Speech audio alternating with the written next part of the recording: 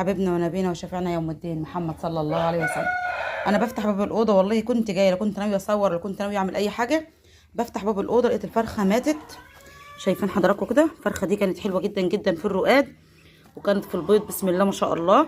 ديت يوم ما شحنت اول اوردر من البط الخليط، كنت لما الفراخ اللي كانت راقده حطيتها مع بعضها في مكان واحد عشان مش عايزه ان انا ارقد الفراخ. الفرخه دي كانت جميله جدا جدا، دي فرخه بلوزه مش بعرف، كانت فرخه مستواها حلو جدا جدا. قدر الله ما شاء فعل، جيت النهارده لقيتها ميته. انا بفتح الباب اتصدمت لما شفت المنظر ده. قدر الله وما شاء فعل، انا زعلت جدا جدا علشانها. هما الفراخ مسكوها ضربوا فرختين، فديت الحمد لله قدر الله ما شاء فعل.